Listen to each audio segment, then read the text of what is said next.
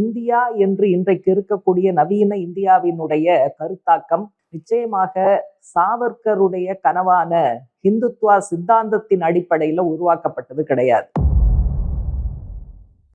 வாக்குரிமை என்பது சிலருக்குத்தான் இருக்க வேண்டும், அனைவருக்கும் இருக்கக்கூடாது என்கிற அப்படிப்பட்ட பார்வையை அமல்படுத்தக்கூடியதாகத்தான் தேர்தல் ஜனநாயகத்திற்கு எதிராக, நாடாளுமன்ற ஜனநாயகத்திற்கு எதிரான வேலைகளை தான் இன்னைக்கு தேர்தல் ஆணையம் பார்த்து கொண்டு இருக்கிறது. அமித்ஷா என்ன சொன்னாரு? டிடெக்ட், டெலீட், டிபோர்ட் அப்படின்னு சொன்னாரு. இந்த ஊடுருவல்காரர்கள், அந்நியர்கள், வெளிநாட்டுக்காரர்கள் இவங்களை அடையாளம் காணுங்கள், வாக்காளர் பட்டியலிருந்து நீக்குங்கள், அடுத்து அவர்கள் எந்த தேசமோ அந்த தேசத்திற்கு அவர்களை திருப்பி அனுப்புங்கள், டிபோர்ட். அனைவருக்கும் வணக்கம். பீப்புள்ஸ் டெமோக்ரசி மார்ச் 9-15 வாரத்துக்கான தலையங்கம். இந்தியா என்கிற கருத்தாக்கம், ஐடியா ஆஃப் இந்தியா, அதற்கு ஏற்பட்டிருக்கக்கூடிய மிக மோசமான அச்சுறுத்தல் அப்படிங்கிறது தான் தலையங்கத்தினுடைய தலைப்பு. முதல்ல நம்ம என்ன நினைவுபடுத்தி கொள்ள வேண்டி இருக்கு அப்படின்னு சொன்னா, இந்த இந்தியா என்று இன்றைக்கு இருக்கக்கூடிய நவீன இந்தியாவினுடைய கருத்தாக்கம் நிச்சயமாக சாவர்கருடைய கனவான இந்துத்துவா சித்தாந்தத்தின் அடிப்படையில உருவாக்கப்பட்டது கிடையாது. மாறாக பிரிட்டிஷ் காலனி ஆட்சியை தூக்கி எறிந்து சுதந்திரம் பெற வேண்டும் என்பதற்காக நடந்த தேச விடுதலை போராட்டத்தில் எண்ணற்ற இந்தியர்கள் கொட்டிய இரத்தமும் வேர்வையும் தான் இந்தியா என்கிற கருத்தாக்கத்தை தீர்மானித்தன. அந்த அடிப்படையில தான் 1950 இந்தியாவினுடைய அரசமைப்பு சட்டத்தினுடைய விழுமியங்கள் உருவாக்கப்பட்டன. இந்த அரசமைப்பு சட்டத்தினுடைய அடிப்படை என்ன? நீங்க தேச விடுதலை போராட்டம், அதுல வெகுமக்கள் பங்கேற்பு, அதுல அவர்கள் செய்த தியாகம் அப்படிங்கிறதுல இருந்து தொடர்ச்சியாக நீங்க பாத்தீங்கன்னு சொன்னா, இயல்பாகவே மீண்டும் ஏகாதிபத்தியத்தை தலையிட அனுமதிக்க கூடாது, ஏகாதிபத்தியத்தினுடைய தலையீடு இன்றி இது நடக்கணும் அப்படிங்கிற ஒரு அடிப்படையான அம்சம். அதே போல விடுதலை என்று சொல்லும் போது அரசியல் மற்றும் பொருளாதார இறையாண்மை இந்தியாவுக்கு இருக்க வேண்டும் அப்படிங்கிறது இரண்டாவது அடிப்படையான விஷயம். மூன்றாவது சுதந்திரம் என்பது மக்களுக்கான சுதந்திரம், பல்வேறு உரிமைகள். அதுல முக்கியமாக அவரவர் விரும்புகிற மதத்தை பின்பற்றுவது. அப்ப தனிநபர் அவரவர் விரும்புகிற மதத்தை பின்பற்றுவதற்கு சுதந்திரம் இருக்குன்னு சொன்னா, அதுல சொல்லப்படலைன்னாலும் அதனுடைய அடிநாதமாக, ஆரம்பத்துல அடிநாதமாக இருக்கக்கூடிய விஷயம் அரசுக்கு மதம் இருக்கக்கூடாது. அப்ப மதச்சார்பின்மைங்கிற வார்த்தை துவக்கத்துல இதற்குள் இணைக்கப்படாவிட்டாலும் அவரவருக்கு மதத்தை பின்பற்றுகிற சுதந்திரம் என்று சொல்லும் போதே அந்த இடத்துல அரசுக்கு தனிப்பட்ட முறையில ப்ரையாரிட்டி, ப்ரிஃபரன்ஸ் மதம் சம்பந்தமாக இருக்கக்கூடாது அப்படிங்கிற விஷயமும் வந்துருது. அடுத்து பொருளாதார ஏற்றத்தாழ்வு, ஏழை, பணக்காரர், இருப்பவர், இல்லாதவர், பல்வேறு இனங்கள், மொழிகள் இதெல்லாம் இருக்கும்போது அனைவரும் சட்டத்தின் முன் சமம் அப்படிங்கிற அடுத்த அடிப்படையான அம்சம் அரசமைப்பு சட்டத்துல ஒரு விழுமியமாக வந்தது. அதே போல RSSஓ அல்லது ஹிந்துத்வா சித்தாந்தமோ முன்வைக்கக்கூடிய எல்லாவற்றுக்கும் ஒற்றை தன்மை, ஒற்றை பரிமாணத்தோடு கூடிய தீர்வு, இதை நம்ம ஏற்றுக்கொள்ள முடியாது. ஏன்னா தேச விடுதலை போராட்டத்துல பல இனங்கள், பல மொழிகளை சேர்ந்தவர்கள், பல மதங்களை சேர்ந்தவர்கள் எல்லாரும் தான் போராடினாங்க. அதனால அந்தந்த தேசிய இனத்தினுடைய உரிமை, மொழிக்கான அந்தஸ்து அப்படின்னா அனைத்து மொழிகளுக்கும் சமமான அந்தஸ்து, ஒரு மொழி தேசிய மொழியாக இருக்க முடியாது, ஒரு மதம் தேசத்திற்கான மதமாக இருக்க முடியாது. அப்ப இது எல்லாமே இந்த தேச விடுதலை போராட்டம், அதில் வெகுமக்கள் பங்கேற்பு, அதோடு ஒட்டி அரசமைப்பு சட்டம், அதுல இடம்பெற்றிருக்கக்கூடிய அடிப்படை விழுமியங்கள்னு வரும்போது இன்றைக்கு என்னவெல்லாம் RSSம் சங் பரிவாரமும் முன்னுக்கு வைத்து கொண்டு இருக்கிறதோ அதற்கு நேர்மாறான அம்சங்கள் தான் நவீன இந்தியாவினுடைய கருத்தாக்கமாக, ஐடியா ஆஃப் இந்தியாவாக இருக்க வேண்டும் என மக்கள் தீர்மானித்தார்கள் அப்படிங்கிறது ரொம்ப ரொம்ப முக்கியமான விஷயம். எனவே அனைத்திலும் ஒற்றைத்தன்மையை, ஒரே மொழி, ஒரே தேர்தல், இப்படி ஒற்றைத்தன்மையை திணிக்கிற நவ பாசிச கோட்பாடுகள் அல்லது போக்குகளுக்கு இந்தியாவில் அல்லது அரசமைப்பு சட்டத்துல அனுமதி இல்லை அப்படிங்கிறது இயல்பான விஷயமாக முன்னுக்கு வருகிறது. அப்ப இதை ஒட்டி மக்கள் தான் தீர்மானிக்க கூடியவர்கள்னு வரும்போது இயல்பாகவே இந்தியா என்கிற கருத்தாக்கத்துல அடுத்த முக்கியமான அம்சமாக வருவது நாடாளுமன்ற ஜனநாயகம். நாடாளுமன்ற ஜனநாயகத்தினுடைய மையப்புள்ளியாக வருவது தேர்தல் ஜனநாயகம். தேர்தல் ஜனநாயகம்ங்கிற பாதை தான் தீர்மானிக்கப்படுகிறதுன்னு சொன்னா அனைவருக்கும் வாக்குரிமை அப்படிங்கிற விஷயம் அடுத்து வருகிறது. அரசமைப்பு சட்டம் அதை பற்றி பேசுகிறது. அதற்காக தேர்தல் ஆணையம், இந்திய தேர்தல் ஆணையம் அமைக்கப்பட்டு எல்லையற்ற அதிகாரம் ஆணையத்துக்கு வழங்கப்பட்டது. அதோட வேலை என்ன? அனைத்து குடிமக்களும் வாக்குரிமை பெற்றவர்களாக ஆகணும், ஒருத்தர் கூட மிஸ் ஆகக்கூடாது. அதுக்கான பொறுப்பு யாருக்கு? அதற்கான பொறுப்பு இந்திய தேர்தல் ஆணையத்திற்கு அப்படிங்கிற விஷயங்கள்லாம் இருக்கு, அரசமைப்பு சட்டத்துல இருக்கு. எனவே வாக்காளர் பட்டியல் தயாரிப்பு யாரோட பொறுப்பு? தேர்தல் ஆணையத்தோட பொறுப்பு. வாக்காளர் பட்டியலை தயாரித்து அனைத்து குடிமக்களும் ஒருத்தர் கூட மிஸ் ஆகாம வாக்குரிமை பெற்றவர்களாக அந்த பட்டியலில் இடம்பெற வைக்கிற பொறுப்பு, அதற்காக ஏகப்பட்ட அதிகாரம் தேர்தல் ஆணையத்துக்கு அரசமைப்பு சட்டத்தால் அடுத்தடுத்து வந்த திருத்தங்களால் வழங்கப்பட்டதுங்கிறத இந்த கான்டெக்ட்ல நம்ம இணைச்சு பார்க்க வேண்டிய தேவை இருக்கிறது. ஆனா இன்னைக்கு எஸ்ஐஆர்ங்கிற பேர்ல இதற்கு நேர்மாறான வேலைகளை தான் தேர்தல் ஆணையம் செய்கிறது.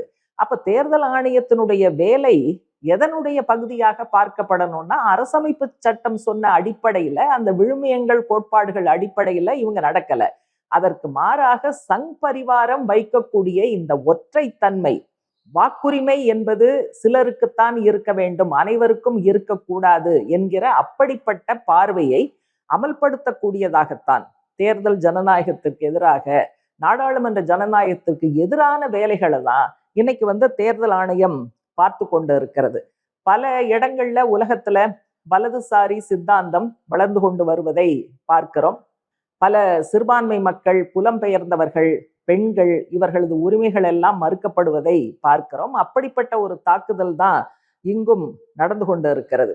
இந்த எல்லா இடங்கள்லையும் ஒரு பொதுவான விஷயம் என்ன வரும்னா, நாம் அவர்கள் என்று பிரிப்பது. அதுதான் இன்னைக்கு இந்தியாவில் நடந்துகிட்டு இருக்கு.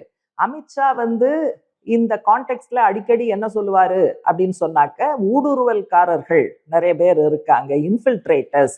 இந்த எஸ்ஐஆர் மூலமாக நாங்க வாக்காளர் பட்டியலை தூய்மைப்படுத்த போகிறோம், சானிடைஸ், தூய்மைப்படுத்தி இவங்களையெல்லாம் நாங்க வெளியில தூக்கி போடுவோம் அப்படிங்கிறது தான் அமித்ஷா, உள்துறை அமைச்சர், அடிக்கடி சொல்லிட்டு இருக்கக்கூடிய விஷயம். தேர்தல் ஆணையம் கிட்டத்தட்ட அவர் சொன்னதை நடைமுறைப்படுத்தக்கூடிய ஆணையமாக மாறிக்கொண்டு இருக்கிறதுங்கிறது தான். முதல் கட்டம் பீகார்ல நடந்த எஸ்ஐஆர்லையும் சரி, அடுத்து 12 மாநிலங்கள் மற்றும் யூனியன் பிரதேசங்கள்ல இரண்டாவது கட்டமாக நடந்து கொண்டு இருக்கக்கூடிய எஸ்ஐஆரிலும் சரி, அந்த விஷயம் மிக தெளிவாக முன்னுக்கு வருகிறது. அமித்ஷா என்ன சொன்னாரு? டிடெக்ட், டெலீட், டிபோர்ட் அப்படின்னு சொன்னாரு. இந்த ஊடுருவல்காரர்கள், அந்நியர்கள், வெளிநாட்டுக்காரர்கள், இவங்களை அடையாளம் காணுங்கள், வாக்காளர் பட்டியலிருந்து நீக்குங்கள், அடுத்து அவர்கள் எந்த தேசமோ அந்த தேசத்திற்கு அவர்களை திருப்பி அனுப்புங்கள், டிபோர்ட். இதுதான் அவர் சொன்னது. கிட்டத்தட்ட தேர்தல் ஆணையம் இன்றைக்கு நடத்தி கொண்டு இருக்கிற எஸ்ஐஆர்ல இந்த விஷயங்கள் தான் வந்து கொண்டு இருக்கிறது. இப்ப மேற்கு வங்கத்துல என்ன நடந்துகிட்டு இருக்கு? சிபிஎம் கூட ஒரு நீண்ட போராட்டம் தேர்தல் ஆணையத்தை எதிர்த்து நடத்திக்கிட்டு இருக்காங்க. காத்திருக்கும் போராட்டமே நடத்தியிருக்காங்க. திரிணாமுல் காங்கிரஸும் இப்ப சமீபத்துல ஒரு போராட்டம் நடத்தி இருக்கிறது. அங்க நடந்த எஸ்ஐஆர்ல என்ன பிரச்சனை? கிட்டத்தட்ட 55 to 60 லட்சம் பேர் நீக்கம். அது போதாதுன்னு இன்னொரு 60 லட்சம் பேர் அண்டர் அட்ஜூடிகேஷன், அப்படின்னா டிஸ்பியூட்ல இருக்காங்கன்னு அர்த்தம். அப்ப நீங்க 1 கோடி பேருக்கு மேல வெளியில வாக்காளர்களை வெளியில வச்சுட்டு இந்த தேர்தலை எப்படி நீங்க நியாயமா நடத்த முடியும்? தேர்தல் ஆணையம் இதுக்கு என்ன பதில் சொல்லுது? அப்ப இவ்வளவு போராட்டங்கள் நடந்த பிறகு பிரச்சனைகள்லாம் சுப்ரீம் கோர்ட்டுக்கு போகுது. சுப்ரீம் கோர்ட் ஒரு கட்டத்துல அவங்களே இந்த ஃபிகரை பார்த்து அரண்டு போய் தேர்தல் ஆணையத்துக்கிட்ட, நீங்க கூடுதலா கூட ஆட்களை போட்டுக்கங்க, அதிகாரிகளை போட்டுக்கங்க, ஆனா சீக்கிரமா இந்த அட்ஜூடிகேஷன் இருக்கக்கூடிய விஷயத்த நீங்க என்கொயரி பண்ணி முடிங்க அப்படின்னு சொல்ல வேண்டிய அளவுக்கு நிலைமை மோசமாயிடுச்சு மேற்கு வங்கத்துல. இப்ப தேர்தல் ஆணையம் என்ன சொல்லுதுன்னாக்க, இன்னொரு 1 மாசம் ஆகும் அப்படிங்கிறாங்க. ஒரு மாசம் ஆகும்னா பிரச்சனை என்ன? ஒரு மாசம் கழிச்சுதான் வாக்காளர் பட்டியல் ரெடி ஆகும். அதுக்கு பிறகுதான் தேர்தல் தேதிகள் அறிவிக்க முடியும் அப்படின்னு சொன்னா, வாக்காளர் பட்டியலை முடிக்க இன்னும் ஒரு மாசம் ஆகும் அப்படின்னா இது ஒரு கான்ஸ்டிடியூஷனல் கிரைசிஸ உருவாக்குது அப்படிங்கிறத தலையங்கம் சுட்டி காட்டுது. ஏன்னா ஃபைனல் ஓட்டர் லிஸ்ட் வர்ற வரைக்கும் நீங்க தேர்தல் தேதியை அறிவிக்க முடியாது, தேர்தல் ப்ராசஸ தொடங்க முடியாது. ஆனா இந்த 2026 தேர்தல் முடிஞ்சு மே 7ஆம் தேதிக்குள்ள மேற்கு வங்கத்துல அரசாங்கம் அமைக்கப்படணும். அதுதான் இருக்கக்கூடிய கணக்கு, கால கணக்கு. அப்ப இது ஒரு மாசம் இன்னும் ஆகும்னா இந்த தேதிங்கிறது தவறி போவதற்கான வாய்ப்பு இருக்கு. அப்ப இந்த கான்ஸ்டிடியூஷனல் கிரைசிஸ சுப்ரீம் கோர்ட்டும் தேர்தல் ஆணையமும் எப்படி சமாளிக்க போகிறது அப்படிங்கிறது தெரியல. ஆனா சிபிஎம் பொறுத்த வரைக்கும் மேற்கு வங்கத்துல ரொம்ப உறுதியாக இருக்கும். இப்ப கூட தேர்தல் ஆணையம் ரிலீஸ் பண்ணி இருக்கக்கூடிய ஒரு பத்திரிகை செய்தியில பெரும்பாலான அரசியல் கட்சிகள் இந்த எஸ்ஐஆர் ப்ராசஸை ஏத்துக்கிட்டு இருக்காங்க, ஒப்புதல் கொடுத்திருக்காங்க அப்படின்னு போற போக்குல சொல்லியிருக்காங்க. மேற்கு வங்கத்துல சிபிஎம் மிக வலுவான எதிர்ப்பை இந்த அறிக்கைக்கு தெரிவிச்சிருக்கு. பெரும்பாலான கட்சிகள்னா யாரு?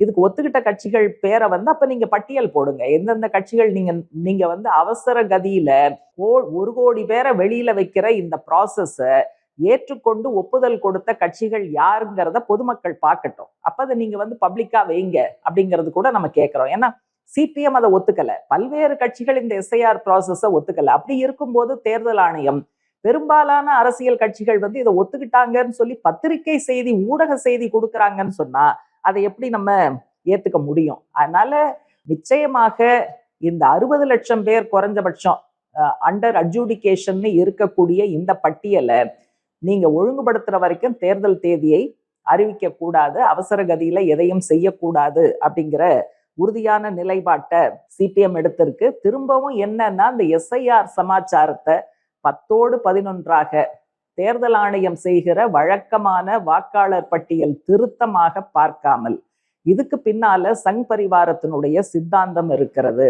இதுக்கு பின்னால ஹிந்துத்வ ஐடியாலஜி இருக்கிறது, இதற்கு பின்னால் பெண்கள், தலித்துகள், பழங்குடி மக்கள், குறிப்பாக இஸ்லாமியர்கள், இவர்களை வாக்கு அற்றவர்களாக, உரிமை அற்றவர்களாக மாற்ற வேண்டும் என்கிற உள்நோக்கம் இருக்கிறது. அதனால இதனுடைய முக்கியத்துவத்தை உணர்ந்து எஸ்ஐஆர் ரத்து செய்யப்பட வேண்டும்.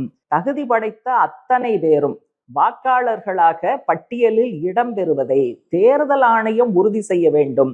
அந்த சுமையை தனிப்பட்ட வாக்காளர் தலையில் சுமத்தக்கூடாது என்கிற இந்த முழக்கத்தை சிபிஎம் முன்வைக்கிறது, போராடுகிறது. அனைத்து குடிமக்களும் இந்த பிரச்சனையில இடதுசாரிகள் பக்கம், சிபிஎம் பக்கம் நிற்க வேண்டும் அப்படிங்கிறது தான் தலையங்கத்தினுடைய சாராம்சம்.